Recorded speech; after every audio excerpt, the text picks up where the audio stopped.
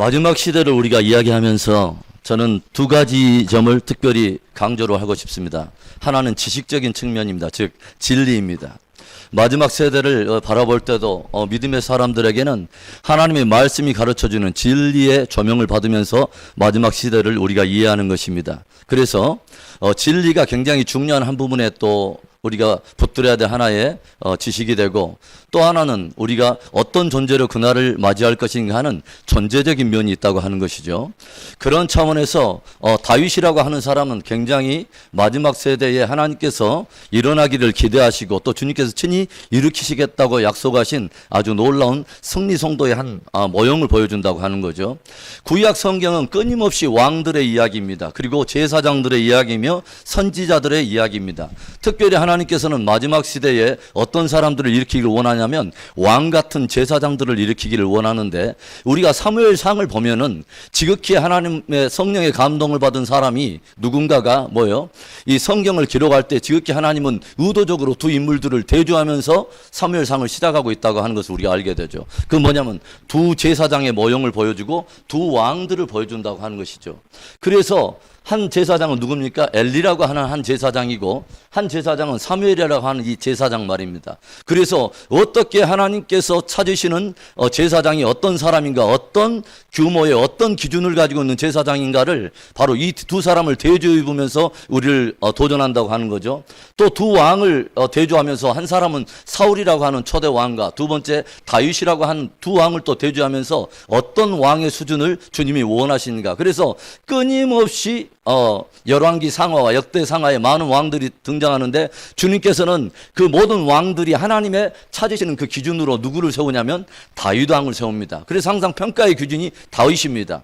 그래서 누군가가 일어나면은 그 왕을 저가 여호와 보시기에 정직히 행하여 다윗의 길로 행하였으며 라고 주님께서는 다윗을 기준으로 잡는다고 하는 것이죠.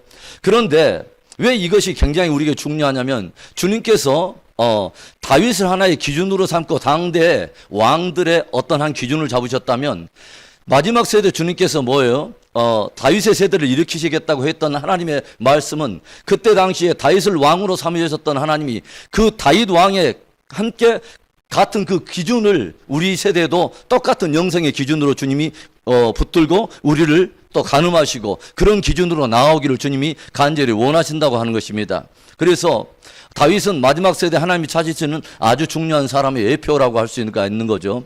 그런데 우리가 이 앞전 시간에는 무엇을 봤냐면, 하나님께서 다윗을 다루시는 5곳의 장소를 우리가 함께 눈여겨보면서 그 장소가 어떻게 다윗과 함께 연결되어 있고, 하나님은 그 장소를 통해서 다윗을 어떻게 빚어가시는가를 우리가 함께 나눠봤어요. 첫 번째 장소가 어디였습니까? 베들레헴이었습니다. 베들레헴에서 주님께서는 끊임없이 무엇을 항상 시험하시냐면, 하나님을 향한 순전한 사랑의 어떤 수준을 주님께서 제일 먼저 베들레헴에서 시험하셨다고 하는 거죠. 베들레헴이 어떤 장소입니까? 바로 수많은 형제들이, 자기의 모든 형제들이 왕이 되겠다고 사무엘 앞에서 단장하면서 그 지나가고 있는 순간에 다윗은 고독한 장소, 광야라고 하는 시간, 아무도 알아주지 않는 그 장소, 가리워진 어떻게 보면 시간과 장소 속에 오직 누구 앞에서 자기의 충성됨을 빚어가냐면 바로 하나님 앞에서. 그래서 관객이 하나님 한 분 앞에서 베들레헴에서 외로운 광야에서 예배하는 예배자의 모습으로 우리가 다윗을 첫 번째 우리가 만나게 된다고 하는 것이죠. 많은 사람들이 알아주지 않은 그 자리, 사람들이 알아주지 않더라도 하나님 한 분 앞에 내 마음이 정말 충성된가 하는 바로 그것. 하나님께서는 어느 때 하나님께서 다윗 왕을 주님의 마음이 합한 자라고 주님께서 인을 치시냐면, 주님께서 계속 주목하시냐면 바로 베들레헴에서 하나님은 이 다윗을 주목하고 계셨다고 하는 것을 우리가 깊이 알게 됩니다. 베들레헴의 영성이 굉장히 필요한 거죠. 왜냐하면 제일 먼저부터 왕이 되겠다고 사람의 마음을 얻으려고 하는 그 인본주의적인 신앙의 안에서는 절대로 하나님께 쓰임을 받을 수가 없는 것입니다. 하나님이 드러낼 때까지 베들레헴에서 묵묵히 하나님 한 분께 충성된 그 마음이 있어야 끝까지 가는 것입니다. 저와 여러분에게 베들레헴의 영성이 있기를 바라고 베들레헴의 예배가 살아나기를 바랍니다. 사람 앞에 예배하지 않아도 내가 하나님 앞에 늘 예배하는 그 사람, 이 나중에 이 예배의 능력이 어떻게 풀어지는가를 곰곰이 우리가 볼 필요가 있어요. 사울이 악신에 들렸는데 누구를 찾냐면 검은 곳 탈 자, 수금을 탈 줄 아는 자. 그래서 그 영성은 어디에서 빚어진 사람이냐면 베들레헴에서 하나님 앞에 예배의 영성이 기름 부음 받은 바로 그 다윗이 가가지고 찬양할 때 예배의 기름 부음, 찬양의 기름 부음이 모든 악한 영들을 깨버리는 것입니다. 할렐루야. 그래서 베들레헴의 영성은 너무도 중요한 거예요. 저와 여러분이 모든 사람 앞에 드러나기 전에 하나님 앞에 철저하게 베들레헴에서 자기의 충성됨을 하나님 앞에 보여야 되고 하나님 앞에만 우리가 예배하는 그런 예배자여야 한다고 하는 것이죠. 베들레헴에서 연단을 받고 그 다음에 두 번째는 어디에서? 그 다음에는 기브아라고 하는 곳이 의미가 있다고 하는 거죠. 기브아는 어떤 자리예요? 이제는 이 광야의 목동이었던 이 베들레헴의 다윗이 블레셋과의 그 전쟁이 일어난 그 과정에서 블레셋을 적장인 그 골리앗이라고 하는 사람을 다윗이 나가가지고 결국은 여호와의 이름을 향한 거룩한 의붓으로 나가가지고 물맷돌로 골 때리게 죽여버리는 이제 그 사건이 일어나는데 이 기브아 말입니다. 기브아는 어떤 장소이냐? 그래서 무명의 다윗이 드디어 서서히 역사의 그 수면 위로 드러나면서 이제는 뭐예요? 왕의 눈길을 사로잡고 사울 왕이 그를 이제 총애하기 시작해요.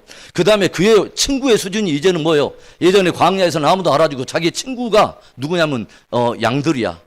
그리고 주로 노는 친구들이 동물의 왕국에서 이리의 떼들하고 사자하고 놀면서 때때로 일이 나타나면 이리 죽이고 또 곰이 나타나면 곰이 죽여가지고 그렇게 동물의 왕국에서 놀던 이 다윗의 수준이 이제는 어디에 올라가냐면 기브아에서 왕궁으로 부름을 받아요. 노는 수준이 이제 달라졌어요. 왕의 궁정으로 들어갑니다. 그 다음에 뭐예요? 오빠 부대들이 일어나요. 아무도 몰라주었던 그 광야에 이제는 다윗이 아니에요. 모든 사람들의 드러난 일시적인 형통과 성공 속에서 다윗이 과연 하나님을 향한 순전한 마음이 변함이 없을 것인가? 광야에서 여전히 하나님 한 분만을 찬양하며 예배했던 다윗의 영성이 사람들 앞에 드러나도 일시적인 형통이 드러나도 다윗은 예배자일 것인가? 라는 것을 주님은 가늠해 보신다고 하는 거죠. 기브아에서 말입니다. 기브아에서 하나님을 향한 순전한 헌신을 다시 한번 시험을 받는 다윗의 모습을 우리가 보게 되고 그 다음에 세 번째는 어디입니까? 아둘람 굴입니다. 아둘람 굴, 일시적인 형통 속에 높이 떠 있었던 다윗이 다시 한번 하나님 앞에 하나님이 어디예요? 다시 나락으로 격추시켜버리는 거죠. 철저한 어떤 그 실패 속으로 누구를 향해서 악신이 들린 리더십 밑에 쫓겨다니면서 그것도 무려 10몇 년 동안을 광야에서 전전 궁금하면서 또다시 어디로 들어가냐면 깊은 굴 속으로 들어가고요. 사망의 음침한 골짜기. 그래서 그 아둘람 굴에 깊이 들어갔을 때도 일시적인 형통 속에서도 하나님을 예배했던 다윗이라면 또다시 격추를 당하면서 행악하는 자들 인해서 행악하는 자들이 함께 득세하면서 자기를 못 살게 하고 까닭 없는 고난 속에 들어갈 때도 하나님의 섭리를 인정하면서 그는 과연 하나님을 예배할 것인가? 아둘람 굴에서 과연 예배할 수 있는가? 그런데 다윗의 시편을 보면 아둘람 굴에서 예배하는 다윗의 모습을 바라보게 돼요. 어디서든지 예배했던 소중한 다윗. 이 다윗을 하나님은 내 마음에 합한 자라고 말하는 것입니다. 할렐루야. 그래서 베들레헴에서 예배했던 그는 기브아에서도 예배하고 아둘람 굴에서 예배하는데 아둘람 굴에 어떤 사람이 찾아옵니까? 원통한 자, 빚진 자, 고통당하는 자, 가난한 자, 이 모든 사람들이 약 400명의 사람들이 아둘람 굴로 찾아와서 기브아 왕의 궁전에서는 만날 수도 없는 아주 비천한 사람들이 그의 동료가 되고 친구들이 되기 시작해요. 그리고 진짜 왕이 왕궁에서 어떤 화려한 옷을 입은 사람이 아니라 다윗이 그곳에서 누구를 봅니까? 자기 백성들의 비천함과 그들의 가난함과 헐벗음을 바라보면서 그들의 벗이 되고 그들의 리더십이 되는 것들 우리가 보게 되죠. 그리고 놀랍게도 이 400명의 아둘람 굴에 찾아온 그 비천했던 사람들이 다윗 왕조에 다윗을 세워주는 거룩한 하나님의 군대들이 된다고 하는 것이죠. 얼마나 놀랐습니까? 그런 의미에서 여러분 우리 인생에 찾아온 아둘람은 하나님의 축복인 걸로 믿습니다. 때때로 아둘람에 우리가 내동댕이 쳐질 때 하나님의 섭리를 우리가 믿으면서 행악하는 자로 인하여서 불평하는 자들이 아니라 오히려 행악하는 자들로 인해서 나를 더 정금같이 빚어내실 하나님의 섭리를 믿으면서 묵묵히 믿음의 전진을 해갈 수 있는 귀한 다윗의 세대가 될 수 있기를 주의 이름으로 축복합니다. 그래서 아둘람 굴에서 말입니다. 또 그 다음에 네 번째는 어디예요? 헤브론입니다.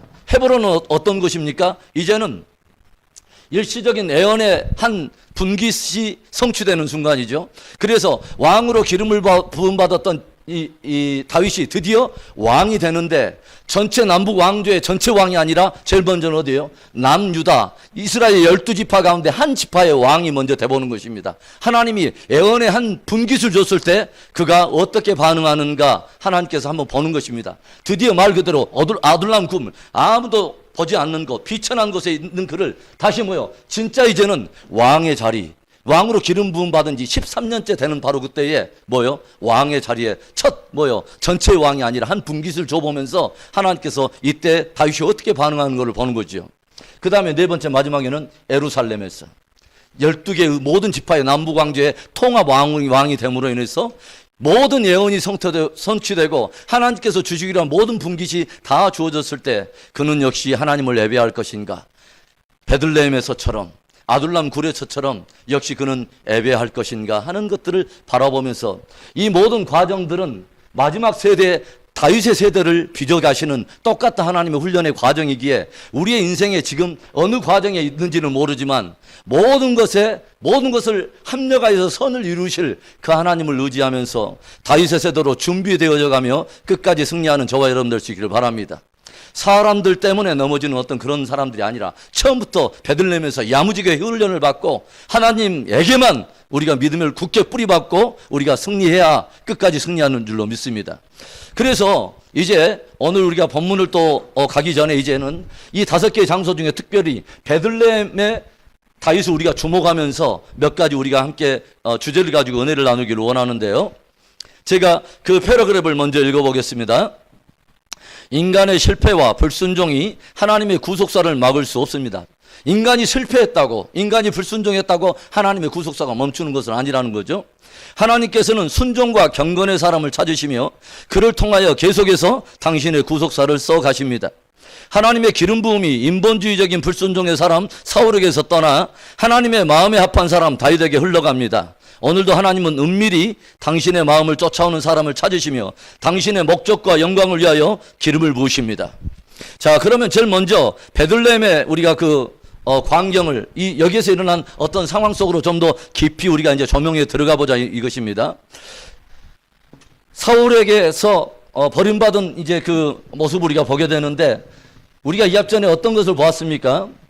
사울이 결정적으로 하나님 앞에 버림받은, 그래서 기름 부음이 떠나가는 바로 큰 2가지의 결정적인 사건이 있었다고 하는 거죠. 이것은 저와 여러분에게도 너무 중요한 거죠. 왜냐하면 우리에게도 역시 다윗의 세대로 기름 부음을 우리가 하나님께서 끊임없이 성령의 기름 부음기를 원하시는데, 우리 안에 하나님의 임재가 떠나고 하나님의 기름빔이 떠나갈 수 있는 가능성이 있는 아주 중요한 2가지의 사건을 보여주고 있기 때문에 그렇습니다. 저는 최근에 성경을 우리가 바라보면서 또 예수님과 베드로의 대화, 여러 사건들을 바라보면서 십자가를 두고 바리새인과 종교 지도자들이 반응하고 다른 사람들이 반응하는 모든 이런 상황들을 바라보면서 이게 굉장히 중요한 이슈가 되는구나 하는 것을 제가 봅니다. 그게 무엇에 대한 문제냐면 인본주의 말입니다. 신앙을 가져도 인본주의 신앙은 얼마나 위험한가를 우리가 사울을 통해서도 보고 베드로를 통해서도 보고 어떤 그 위기를 굉장히 우리가 많이 보게 된다고 하는 것이죠. 보세요. 13장에 사무엘상 13장에 어떤 일이 일어납니까? 바로 블레셋과의 전쟁이 일어나는데 사무엘이 먼저 내려가 가지고 대치하고 기다리고 있으라고 그러죠. 자기가 내려가겠다고. 그런데 사무엘이 더디 오는 것입니다. 사무엘이 더디 오면서 어떤 현상이 일어나면은 자기에게서 서서히 자기 아군들이 서서히 도망가기 시작하고 빠져나갑니다. 그리고 적군들은 점점 조여오는 것이죠. 골짜기로 점점 조여오는, 어떻게 보면 인간적인 어떤 논리 안에서는 얼마든지 이해가 되는 그런 상황이에요. 그런데 여기서 결정적으로 사울은 무엇을 합니까? 부득이하여 사무엘이 드려야 될 제사장의 권리를 사울이 일방적으로 그냥 치러내버립니다. 이 일로 인해서 중요한 것은, 인간적으로는 다 이해가 되는데 중요한 것은 저와 여러분의 신앙의 관점을 누구의 눈에서 우리가 바라봐야 되느냐 하는 거죠. 이 일을 주님이 어떻게 바라보시는가를 우리가 그렇게 주님의 관점으로 우리가 그 사건을 바라볼 수 있어야 된다고 하는 거죠. 우리가 볼 때는 인간적으로는 다 이해가 되는데 주님은 사무엘을 통해서 뭐라고 말씀하시는가를 사무엘상 13장을 가보겠습니다. 사무엘상 13장을 보겠습니다.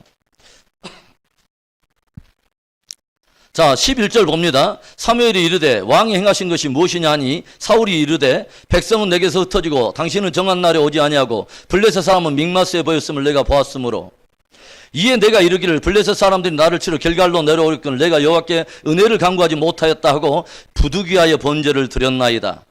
부득이하여서 번제 드린 거 다 알아요. 부득이한 상황이 벌어졌다는 거 다 알아요. 충분히 이해돼요. 그런데 하나님은 어떻게 사무엘을 통해서 말하냐면 13절 사무엘이 사울에게 이르되 왕이 망령되이 행하였도다. 왕이 망령되이 행하였도다. 그러면서 이것에 대해서 결정적으로 뭐라 합니까? 왕의 하나님 여호와께서 왕에게 내리신 명령을 지키지 아니하였도다. 그리하였더라면 여호와께서 이스라엘 위에 왕의 나라를 영원히 세우셨을 거니거늘. 14절 우리 함께 읽습니다. 지금은 왕의 나라가 길지 못할 것이라 여호와께서 왕에게 명령하신 바를 왕이 지키지 아니하였으므로 여호와께서 그의 마음에 맞는 사람을 구하여 여호와께서 그를 그의 백성의 지도자로 삼으셨느니라 하고. 아멘. 여기에서 아주 중요한 개념이에요. 아주 중요한 개념이죠. 사울이 여기에서 넘어지고 아담이 넘어지고 그리고 베드로가 넘어지고 이스라엘의 초대왕 여로보암이 넘어졌던 바로 그 사건입니다. 뭐예요? 인본주의적인 예배 말입니다. 인본주의적인 신앙. 얼마나 치명적인 건지 모르죠. 그러니까 뭐냐면 부득이해서 제사를 드렸는데 부득이함을 빌미로 해가지고 또 보면은 자기가 어떻게 보면 수세에 몰리는 것을 보면서 사울은 결국은 부득이해서 예배를 드렸다고 하는 거죠. 제사를 드렸다고 하는 거죠. 이것을 깊이 생각하십시오. 인본주의적인 어떤 그 신앙의 그 근본 안에는요, 자기 사랑이 있고 자기 경배가 있습니다. 내가 왕인 것입니다. 그래서 이것이 처음 아담에서부터 아주 중요한 개념이 등장하는데 아담은 하나님께서 모든 만물을 창조하시고 그것을 다스리도록 위임하셨어요. 그래서 왕으로 세우셨는데 아주 중요한 개념을 말했어요. 제가 그냥 왕이 아니라 어떤 왕이라고 제가 말했냐면 청지기적인 왕이다. 뭐냐면 위임받은 왕이라는 거죠. 그래서 위임받은 왕인데 자기가 청지기인 것을 모르고 자기가 왕인지 알고 이제는 뭐요? 위로부터 자기를 청지기로 부르신 이의 명령과 말씀을 구하지 않고 그분의 진리를 구하지 않고 상관없이 내가 이제는 왕이 된다고 하는 거죠. 그분이 정한 질서와 논리를 다 무시해버리고 자기 의무적으로 인본주의적 신앙으로 하나님을 예배하는 거 하나님이 받으실까요? 주님께서 말하죠. 망령되이 행하였도다. 망령되이. 이게 어느 만큼 중요한지 한번 보십니까? 다윗은 모든 왕들의 기준이 되었어요. 그런데 조용히 보세요. 이스라엘의 초대 왕이 여로보암입니다. 그래서 여로보암이 어떤 일을 행합니까? 이 사람이 인본주의적인 예배의 한 틀을 만들어내죠. 그것이 뭐냐면 모든 왕들의 선한 왕의 기준이 다윗이라면 열왕기 상하를 보고 역대 상하를 보면 모든 악한 왕의 기준은 누가 잡냐면 이 여로보암입니다. 저가 느밧의 아들 여로보암의 길을 따라 악을 행하였으니 라고 계속 여로보암이 또 악한 왕의 기준을 잡는데 여로보암은 아주 중요한 세 가지 죄를 범하죠. 그게 뭐예요? 북왕국 이스라엘의 이 사람이 10개 지파를 가지고 왕국을 만드는데 조용히 보니까 이스라엘의 모든 남자들은 여호와의 세 가지 절기를 따라 절기만 되면 어디로 다 가야 되냐면 예루살렘으로 가야 되는 것입니다. 그래서 10개 지파가 자기의 땅을 다 지나서 절기마다 유다로 내려가면 혹시 가까스로 10개 지파를 모아가지고 나라를 만들어 놨는데 이 모든 남자들이 예루살렘에 내려가서 예배를 드리다가 여기에 예배의 정통성이 있는 거 아닌가? 그래도 유다 왕조가 하나님의 정통성을 가지고 있는 거 아닌가 하고 그들에게 마음을 빼앗길까봐 모든 사람들이 자기에서 멀어질까봐 자기가 무엇을 만들어내냐면 인본주의적인 예배 틀을 만들어내죠. 예루살렘이 아닌 어디고 베델과 단이라고 하는 곳에 예배 초소를 만듭니다. 하나님이 정하지 않는 곳에 하나님이 자기 이름으로 두시려고 정하진 예루살렘이 아니라 뭐요? 자기가 의무적으로 하나님이 정하지 않는 곳을 의무적으로 베델과 단에다 예배 장소를 세워놨어요. 그 다음에 무엇을 합니까? 하나님이 정하지 않는 세계 절기와 비슷한 유사한 절기를 또 만들어 놓습니다. 하나님이 정한 절기와 비슷한 절기인데 하나님이 정한 절기는 아니에요. 그 다음에 또 무엇을 합니까? 레위 지파를 통해서만 꼭 제사장에 세웠는데 이는 뭐예요? 레위 지파 상관없이 모든 지파 가운데 무조건 제사장을 세워가지고 이 제사를 집전하게 만드는 거죠. 그러면 중요한 것은 하나님 이 예배를 받으십니까? 안 받으셨다고 하는 것입니다. 북왕국 이스라엘은 대대로 이들의 전통을 따라서 여로보암의 느밧의 아들 여로보암의 죄악을 따라서 인본주의적인 예배를 드리면서 결국은 아수르에서 망해버린 것입니다. 그러나 남유다도 역시 패역했지만 하나님께서는 뭐예요? 정통성을 가지고 있는 이 유다 왕조를 결국은 바벨론에 연단도 하시고 모두 이렇게 고난의 어떤 그 과정을 통해서도 끊임없이 뭐예요? 언약의 정통성을 따라서 유다 왕조를 붙들고 계시는 모습을 우리가 보게 되지 않습니까? 아주 중요한 것이죠. 우리가 믿음을 갖더라도 하나님의 진리에 기초한 믿음이어야 할 줄로 믿습니다.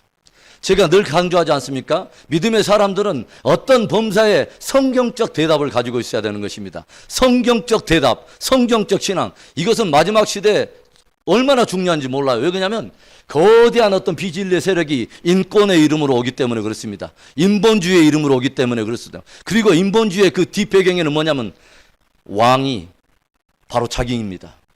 결코 왕이 바뀌어져 본 적이 없습니다. 이건 복음과 연결될 때도 얼마나 중요한지 몰라요. 뭐요? 우리가 그리스도와 함께 십자가에 못 박혀주고 뭐요? 내가 죽고 예수 그리스도가 내 안에서 산다고 우리가 고백하는데 내 안에 왕이 아직 바뀌지 않았다면 절대로 거듭난 인생이 아니고 거듭난 삶을 살아낼 수가 없는 것입니다.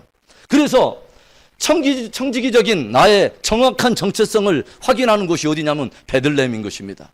베들레헴. 오직 한 분 왕 앞에 내가 예배자가 될 수 있는가? 오직 그분의 진리를 구하는, 그래서 광야에서 사람들의 어떤 소리가 아니라 다수의 여론의 소리가 아니라 마지막 라오디게아 교회처럼 다수에게 어떤 힘을 실어주는 민주주의 시대가 아니라 내 모든 삶을 움직이는 마지막 결론이 하나님의 말씀이어야 할 줄로 믿습니다. 그래서 이게 너무 중요한 거죠. 아담도 역시 마찬가지예요. 뭐예요? 청지기적인 왕으로 세워놨는데 하나님의 진리를 구하고 그 진리를 붙들고 살던 아담 안에 뭐예요? 사단이 야, 네 그거 먹어도 돼. 그리고 네가 하나님과 같이 될 수 있어. 네가 왕이 될 수 있어.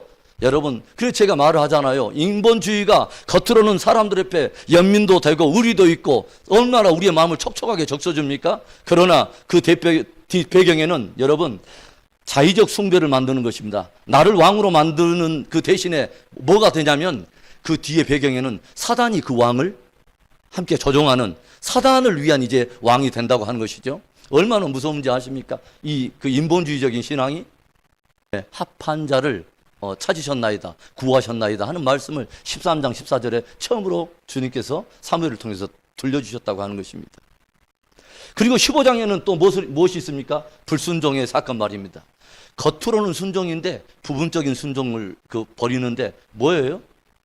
아말렉을 모두 다 진멸하라 했는데 완전히 진멸하라 했는데 다 진멸하지 않습니다. 오히려 정말 보배롭고 정말 귀해 보이는, 인간적으로 볼 때는 돈 좀 되고 뭔가 귀해 보이는 것을 오히려 다 남겨놓고 부분적으로 안 좋은 것만 다 진멸해 놓고 그것을 주님 앞에 순종했다고 내놓으니까 이때 사무엘을 통해서 아주 중요한 하나님의 말씀이 여호와께서 뭐예요? 순종보다 제사 드리는 것을 기뻐하시겠습니까? 여호와의 말씀을 듣는 것이 뭐예요? 수양의 기름보다 낫고. 그러니까 뭐냐면 하나님께서는 무엇을 원한다는 거예요? 어떤 왕을 찾으시는데 그 왕의 자격은 뭐냐면 철저하게 하나님께 충성되어 있는 왕이어야 된다 이 말입니다. 할렐루야. 그래서 우리가 철저하게 하나님께 그 충성되어 있는 그 왕을 하나님이 찾으신다고 하는 것을 깊이 우리가 알아야 된다고 하는 거죠. 결국은 어떤 일이 벌어집니까? 이 사울에게서 기름 부음이 떠나게 되죠. 이 두 가지 아주 중요한 사건 때문에 기름 부음이 딱 떠나가니까 사울에게는 어떤 일이 일어납니까? 곧바로 악령이 임하고 악신이 임하면서 사울은 그 뒤로부터도 역시 10몇 년 동안을 왕이었습니다. 무서운 일이죠. 성령 없이도 왕인 것입니다. 하나님의 지배 없이도 왕인데 그 뒤로부터는 하나님 앞에 한 번도 쓰임을 받지를 못해요. 여전히 왕인데 하나님의 역사에 쓰임을 받지를 못해요. 그리고 그 뒤로부터 뭐예요? 죄를 이길 수 있는 능력이 없어요. 그래서 인간적인 육체에 자기의 모든 것들을 다 저버리고 육체의 정욕과 시기와 질투에 사로잡혀가지고 한 다윗을 죽이지 못해가지고 끊임없이 하나님의 기름 부어서 세우고자 하는 다윗을 추적하면서 하나님의 역사를 가로막는 오히려 그 원수의 역할을 하지 않습니까? 참으로 비참한 것이죠. 우리가 깊이 생각을 해죠. 사울에게도 기름 부음을 받을 때가 있었습니다. 어떨 때 기름 부음 받았습니까? 사무엘상 9장에 딱 보면은 기스의 아들 사울이 키가 건장했어도 불구하고 저가 매우 겸손했습니다. 그래서 행구 사이에 숨어 있었어요. 모든 사람이 기름 부으려고 사는데 행구 사이에, 뭐냐면 자기가 베냐민 지파 중에 이스라엘 가장 작은 지파 중에 내 아비의 집은 가장 작은 가족이 아닙니까? 그 중에서도 나 같은 사람이 어떻게 왕이 될 수 있습니까? 가장 겸손했을 때. 그리고 보면은 그때 당시에 선지자들을 귀하게 여기고 또 부모님에게 효도할 줄 알고 가장 겸손할 그때 왕의 기름을 부었다고 하는 것이죠. 그러니까 중요한 것은 뭐예요? 끝까지 승리하는 것입니다. 끝까지 승리하는 것이 중요하다고 하는 것이죠. 그래서 우리가 신앙생활을 하면서 경계해야 될 것, 인본주의적인 신앙, 우리가 경계해야 된다고 하는 것이죠. 이제 사울이 이제 하나님께 버림을 받고 나니까 기름 부음이 이제 어떻게 오냐면 바로 다윗에게 이제 넘어오게 되는 것이죠. 그런데 우리가 깊이 생각해야 될 것이 있어요. 우리가 이 기름 부음은 무엇을 위한 기름 부음이냐 이것입니다. 기름 부음의 목적은 그분의 영광을 위한 기름 부음인 것입니다. 그러니까 사무엘상 13장 14절에 아까처럼 뭐냐면 여호와께서 자기를 위하여서 한 왕을 세우셨다고 하는 14절에 여호와께서 그의 마음에 맞는 사람을 구하여 여호와께서 그를 그의 백성의 지도자로 삼으셨느니라 하는 그 말씀, 영어 성경에 보면 for himself라고 하는 단어가 나와 있습니다. 그를 위하여, 그 자신을 위하여. 하나님께서 왜 기름 부음을 받은 그 사람을 찾냐면 그분을 위하여, 당신의 영광을 위해서 쓰기 원하는 한 사람을 찾으신다고 하는 거죠. 그래서 또 사무엘상 16장 1절에 보면 여호와께서 사무엘에게 이르시되 내가 이미 사울을 버려 이스라엘 왕이 되지 못하게 하였거늘 내가 그를 위하여 언제까지 슬퍼하겠느냐. 인간적인 연민이 신앙은 아니라는 거죠. 우리는 때때로 이렇게 빠질 때가 있어요. 사무엘이 깊은 영성을 가졌음에도 불구하고 육체적인 어떤 용모와 신장이 속아가지고 뭐냐면 그냥 처음 사람 엘리야백에 기름 부으려고 쌈마이가다 막 기름 부으려고 그러잖아요. 그리고 오늘 또 뭐요? 그래도 사울 왕을, 하나님께 기름 부음이 떠난 왕을 보고 연민을 느끼고 그를 위해서 애고가는 것을 우리가 보지 않습니까? 인간적인 연민과 위로가 필요하지 않다는 게 아니라 하나님의 역사가 흘러가는 그 흐름을 우리가 알고 있어야 된다고 하는 거죠. 그래서 거기 보면 내가 너를 베들레헴 사람 이새에게로 보내리니 이는 내가 그의 아들 중에서 한 왕을 보았느니라 하시는지라. 그래서 하나님께서도 역시 보면 여기에 myself라고 하는 단어가 나오는데 하나님께서 이새의 그 아들들 중에서 뭐요? 친히 I provided myself a king among them. 그들 가운데서 한 왕을 내가 provided, 내가 예비하였다, 이런 뜻을 그렇게 해석을 해놨어요, 한글 성경에는. 그 다음에 16장 3절에도 뭐라고 나냐면 이새를 제사에 청하라. 내가 내게 행할 일을 가르치리니 내가 내게 알게 하는 자에게 나를 위하여 기름을 부을지니라. 그러니까 기름 부음은 누구를 위한 기름 부음이냐면 하나님을 향해서, 하나님께 충성된 일꾼을 위해서 하나님이 기름 부어서 세우기를 원한다고 하는 것이죠. 이때 기름 부음을 받을 때가 바로 다윗이 베들레헴에 하나님 한 분께 충성되어 있을 때, 하나님의 마음을 쫓아갈 때, 하나님을 즐거워할 때가 바로 다윗이 기름을 부음을 받았다고 하는 것은 굉장히 우리에게 귀한 인사이트를 줘요. 우리의 마음이 주님을 갈망하기 시작할 때, 우리의 마음이 주님 앞에 충성되기 시작할 때, 정말 우리가 주님을 즐거워할 때 하나님이 기름 부음을 허락하신 줄로 믿습니다. 그래서 이런 일들이 있게 되면서 이 기름 부음은 다윗에게 어떤 의미가 있었을 것 같아요? 다윗이 기름 부음을 받았을 때 어떤 일이, 다윗에게는 어떤 마음이 왔을 것 같습니까? 자기는 그때 아무것도 모른 채 광야에서 양떼를 치고 있는 그때 허겁지겁 누군가가 자기를 데리고 와서 지금 왕의 기름 부음을 받는 것이죠. 이때 다윗이 무엇을 알았을 것 같아요? 하나님이 어떤 분이라는 걸 알았을 것 같아요? 하나님은 나를 알고 계신다는 것이죠. 아무도 사람은 알아주지 않은 바로 그때, 알아주지 않는 가려진 고독한 시간에도 주님은 은밀히 나를 지켜보고 계시는 분, 적어도 하나님은 내 마음의 중심을 아시는 분, 당신을 갈망하고 당신을 사랑하기에 광야에서 예배했던 내 마음의 중심을 알아주시는 분. 그래서 그분이 나를 찾아와서 뭐요? 기름 부음을 허락하셨다고 하는 거죠. 그래서 적어도 다윗 안에는 어떤 정체성이 그 안에 인침을 받는가 하냐면 내가 하나님의 사랑받는 자구나. 내가 하나님께 사랑을 받는 자구나 하는 이 정체성을 다윗이 갖기 시작했다고 하는 거죠. 얼마나 중요한 건지 몰라요, 여러분. 오늘 내가 신앙생활을 하면서 내가 그리스도 예수 안에서 사랑받는 자라고 하는 거룩한 확신이 있기를 주의 이름을 축원합니다. 내가 하나님께 거룩한 사랑받는 자라고 하는 이 정체성을 알지 못하면 우리는 신앙생활에서 승리할 수 없어요. 두려움이 하나님, 감히 이거 나가지를 못하는 거죠. 그 확신은 어디에서 오냐면 진짜 우리가 하나님을 사랑할 때 그 마음이 부어진다고 하는 것입니다. 그래서 이 다윗이 하나님께 이제 더욱더 이 반응하기 시작하고 우리가 보면은 하나님은 마침내 사람을 찾으시고 사람들은 알아주지 않는 것이다. 모든 사람들은 왕이 되겠다고 스스로 왕이 되겠다고 그 자리에 있지만 하나님께서는 진짜 왕을 아시고 드러내시는 하나님이시라고 하는 거죠. 그리고 주님은 진짜 경건한 자를 찾으신다고 하는 거죠. 우리 시편 4편 3절을 찾아가 볼까요? 시편 4편 3절입니다. 시편 4편 3절 보겠습니다. 자, 우리 함께 읽어볼까요? 시작. 여호와께서 자기를 위하여 경건한 자를 택하신 줄 너희가 알지어다. 내가 그를 부를 때 여호와께서 들으시리로다. 하나님께서 자기를 위하여 누구를 찾으시냐면 경건한 자를 택하신 줄을 너희가 알지어다. 하나님은 경건한 자를 찾으시는데 경건하다고 하는 그 의미가 무엇을 말하냐면 하나님의 마음을 쫓는 자를 말하는 것입니까? godly라고 하는 것이 경건한 자, godly. 하나님 앞에서 하나님처럼 하나님과 어떤 그 같은 그런 거룩한 경건을 주님께서 찾으신다고 하는 것이죠. 하나님은 반드시 드러내시는 하나님이세요.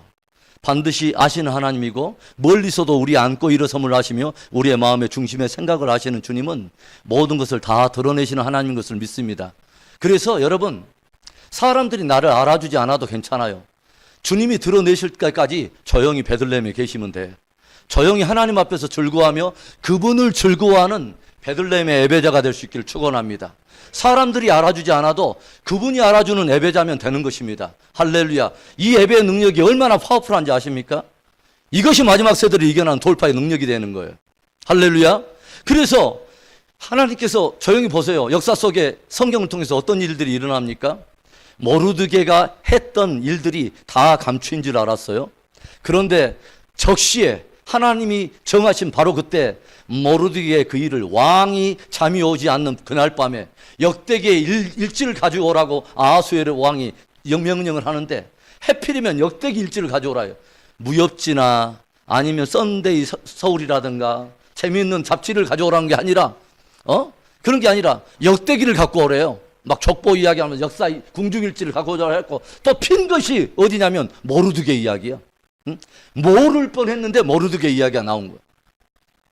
하나님의 섭리는 한 점도 오차가 없는 거예요. 하나님은 정확히 우리를 알고 계시고 어느 때 드러내야 될 줄도 아시고 어떤 훈련을 통해서 정말 우리가 필요한 연단이 무엇인지를 아시는 하나님이기 때문에 주님은 때를 따라 우리를 베들레헴에도 보내시고 기브아에도 보내시고 우리를 헤브론에도 보내시고 아둘람 골 속에도 처박기도 하시고 우리에게 예루살렘으로 이끌어 가신 하나님이십니다. 할렐루야. 우리가 예전에 보면은 그 김춘선 할아버지 우리가 이야기 최춘선인가요? 최춘선 할아버지 미안해요 성고문 해가지고 최춘선 할아버지 그 팔복에 대한 이 심령이 가난한 자 그 할아버지 이야기가 어떻게 그 한 영화 감독의 갑자기 그 눈길에 그 할아버지의 모든 일상이 범상치 않게 다가오냐 이 말입니다. 마치 아하수르의 눈에 역대기 일지에 모르드게 사건이 드러나게 한 것처럼 불과 이 최춘선 할아버지가 죽기 얼마 전에 주님께서 이 최춘선 할아버지 일대기를 통해서 많은 사람들에게 하나님을 향해서 가난한 마음을 갖는 것이 무엇인가를 드러내기 시작하잖아요. 여러분 팔복의 그 최춘선 할아버지 여러분 이야기 일대기 보면 얼마나 놀랍습니까? 그분이 겉으로 볼 때 그냥 노숙자인 줄 알았더니 나중에 커플을 하나하나 베끼기 시작하니까 이분이 보통 분이 아니라 이분이 그 김포공항 그 일대에 엄청난 땅이 다 그분들 거였는데 나중에 그 북에서 그 남한 모든 사람들이 가난한 사람들이 찾아오니까 밭대기 다 띄워주고 보통 사람이 아니잖아요. 하나님은 반드시 드러내셔야 하나님이세요. 자, 그래서 그런 일들이 있는데 우리가 하나 더 생각해 볼 것은요, 하나님은 당신을 향하여 충성되고 순전한 마음으로 마음을 쫓아오는 자에게 기름을 부으세요. 그건 분명히 당신을 위한 기름 부음이에요. 저 사람이면 청지기적인 왕의 일을 잘할 수 있겠다. 자기 스스로 왕이 된 줄 알고 껍적대면서 사울처럼 그런 왕이 아니라 이 길로 해서 왕 같은 제사장의 사명을 감당할 수 있겠다. 나를 위한 청지적인 왕이 될 수 있겠다 하면 주님이 기름 부으신다는 거예요. 그러면서 이것은 기름 부음은 비단 어떤 사람이 하나님을 향해서 충성되는 것의 상징만은 아니에요. 하나님도 그 기름 부음 받은 사람들에게 신실할 것에 대한 하나님의 기름 부음인 것입니다. 할렐루야. 우리가 그런 것들을 어디서 보냐면 봅시다. 사무엘하 2장을 가보세요. 사무엘하 2장 4절. 자, 사무엘하 2장 4절 보겠습니다. 사무엘하 2장 4절에 다윗이 기름 부음을 받아서 왕이 된 이야기인데 4절에 유다 사람들이 와서 거기서 다윗에게 기름을 부어 유다 족속의 왕으로 삼았더라. 이때 누가 와서 기름을 부었다고요? 유다 사람들이 와서 다윗에게 기름을 부었어요. 또 하나를 넘어갑니다. 5장 3절을 봅시다. 5장 3절에 보면 이에 이스라엘 모든 장로가 헤브론에 이르러 왕에게 나오매 다윗 왕이 헤브론에서 여호와 앞에 그들과 언약을 맺음에 그들이 다윗에게 기름을 부어 이스라엘 왕으로 삼으니라. 이스라엘의 모든 장로들이 나와가지고 다윗에게 기름을 부어서 왕을 세웠다는 거예요. 무엇을 이야기하는 거예요? 저들이 장로들이 와서 기름 부음을 세워서 왕을 삼았다고 하는 것이 뭐예요?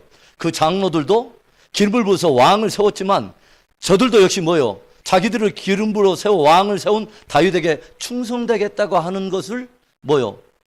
다짐하면서 기름 부어 왕을 세웠다고 하는 거죠.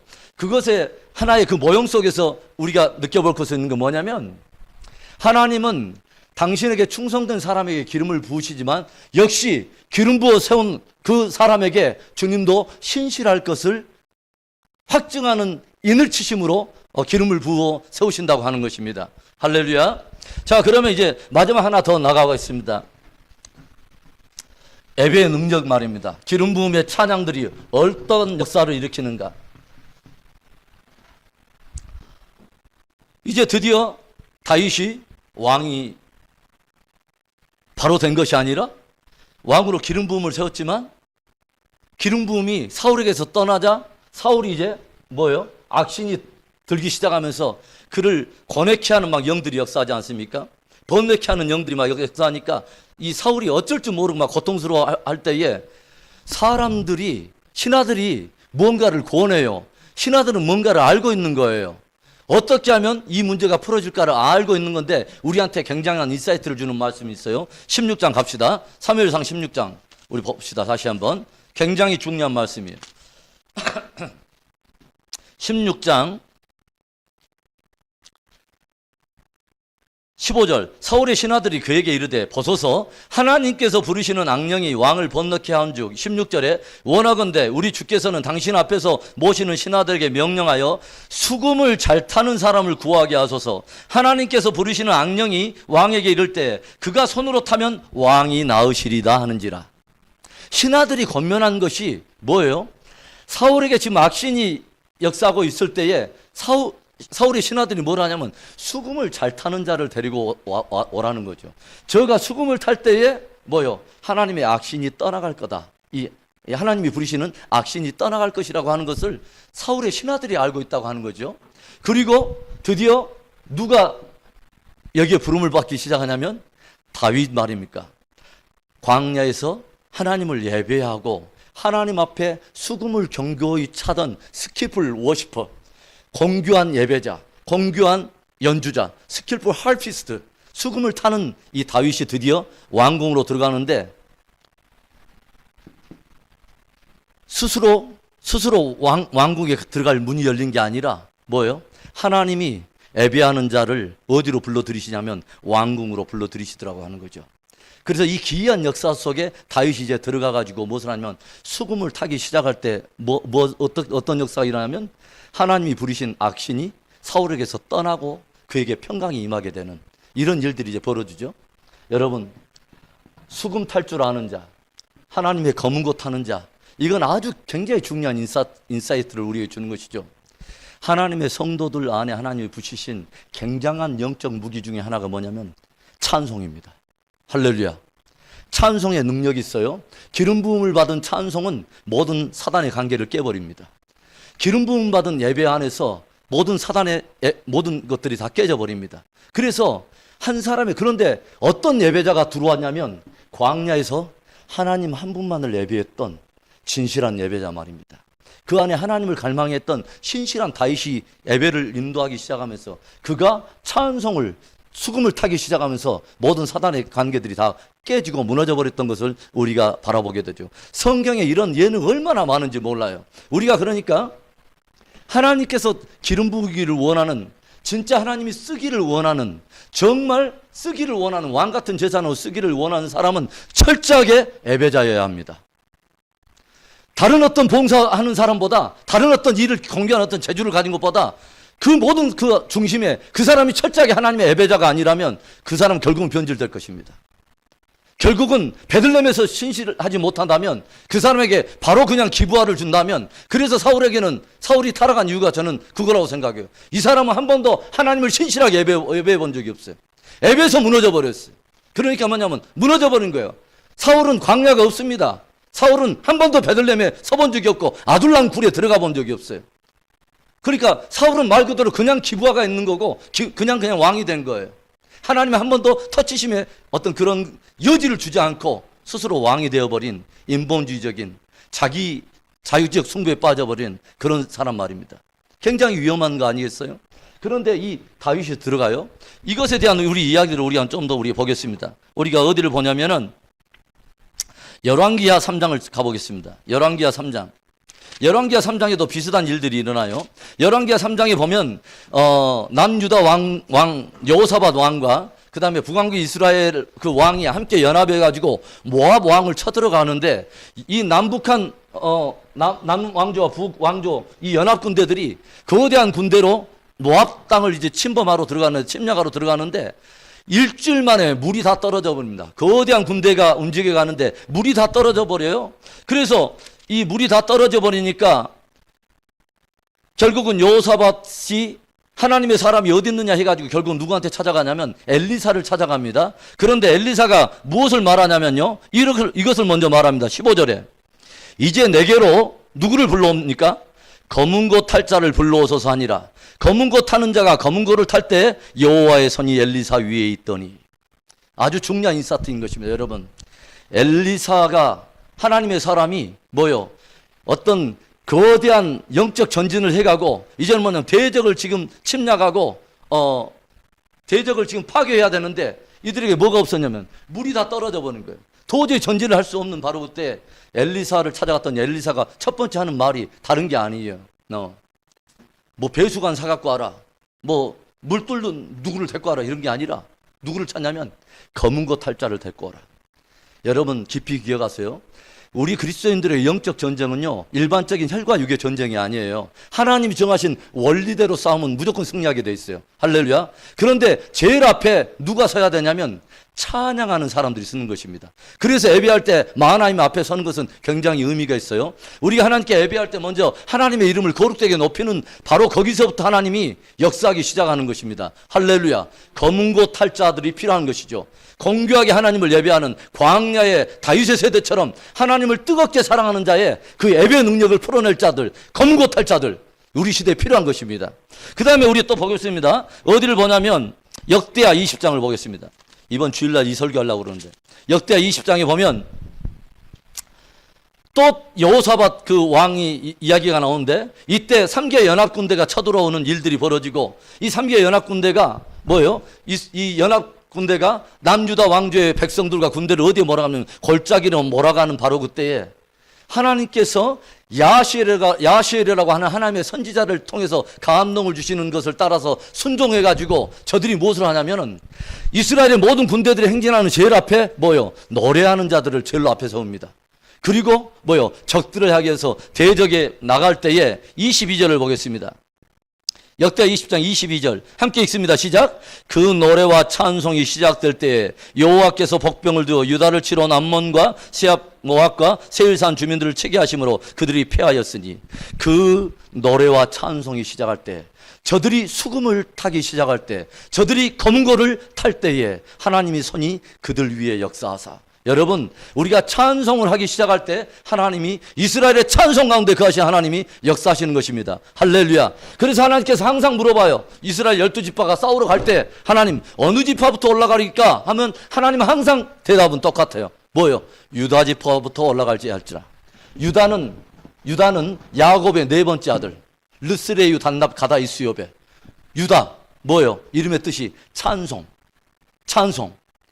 유다 지파부터 올라가야 될지니라. 항상 찬송부터. 그 다음에 또 볼까요? 그 다음에 계시록으로 우리 한번 넘어가 봅시다. 요한계시록의 14장을 우리 한번 넘어가 보세요.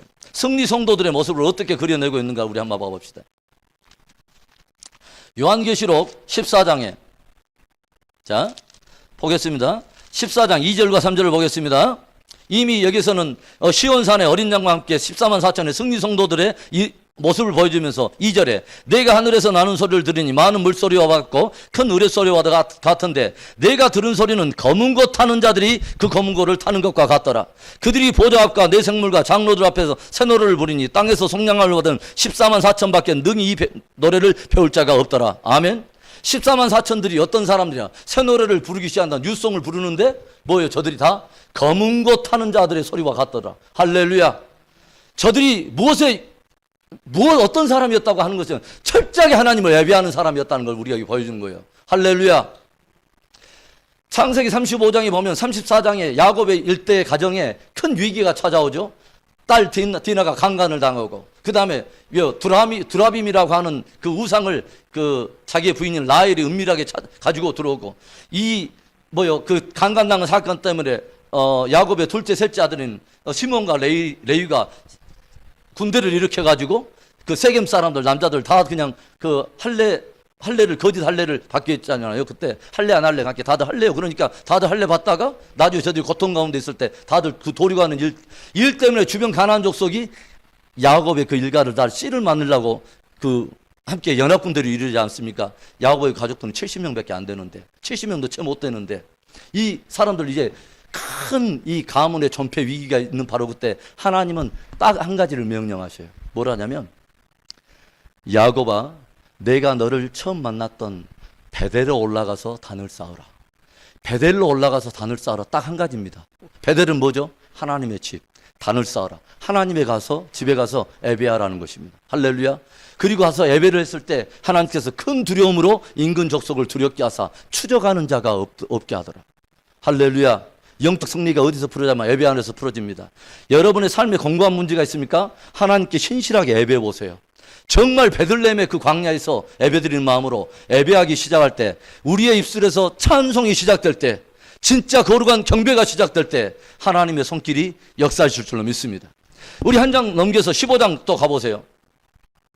15장 또 봅니다. 2절에 승리 성도들의 모습을 또 보여줍니다. 뭐라고 나옵니까? 또 내가 보니 불이 섞인 유리바다 같은 것이 있고, 짐승과 그의 우상과 그의 이름의 수를 이기고 벗어난 자들이 유리바닷가에 서서 무엇을 가지고? 하나님의 검은 고를 가지고 하나님의 종 모세의 노래, 어린 양의 노래를 불러 하나님을 찬송하는 이야기. 승리 성도들의 손에 무엇이 들렸냐면 검은 고가 들려있어요. 그러니까 아는 것입니다. 뭐예요? 어떻게 하면 영적 전쟁에서 승리하는 것을 하나님의 방법을 아는 거예요. 어떨 때 하나님의 마음이 감동되는지를 아는 사람들이에요. 뭐예요? 검은 고를 타기 시작할 때, 하나님을 향해서 예배하기 시작할 때, 진실로 예배하기 시작할 때 하나님이 역사하시는 것입니다. 사도행전 16장에 어떤 일이 있어요? 바울과 실라가 빌립보 감옥에 가서 착고에 갇히고 감옥에 갇혀 있는데, 밤중쯤 저희가 하나님 앞에 찬송하면서 기도하기 시작할 때 갑자기 옥문이 열리고 착고가 벗겨지기 시작하는 역사였어요. 우리들은요, 믿음의 사람들은 하나님의 원리를 깊이 알아야 돼요. 그리고 그 하나님의 방법을 신뢰해야 돼요. 하나님께서 주시는 그 약속들을 우리가 신뢰하면서 진짜 그 자리에 나를 드리기로 결정하기 시작하고 진짜 거기서 예배하기 시작할 때 하나님의 능력이 풀어주고 기름 부음의 역사가 있을 줄로 믿습니다. 그리고 예배할 때 뭐요? 악신이 떠나가고 그 사람을 묶고 있는 모든 결박들이 다 풀어져 버리며 육체의 질고가 깨져버리고 모든 관계의 고리를 묶었던 것들이 다 깨져버리고 예배의 능력이 있는 줄로 믿습니다. 검은고 타기 시작할 때, 우리가 하나님을 전심으로 예배하기 시작할 때 이스라엘의 하나님, 유다 지파의 사자, 찬송의 지파의 사자가 예수 그리스도께서 역사하실 줄로 믿습니다. 오늘 그 귀한 약속을 붙들고 세 가지의 정체성을 가지고 우리가 기도하기를 원합니다.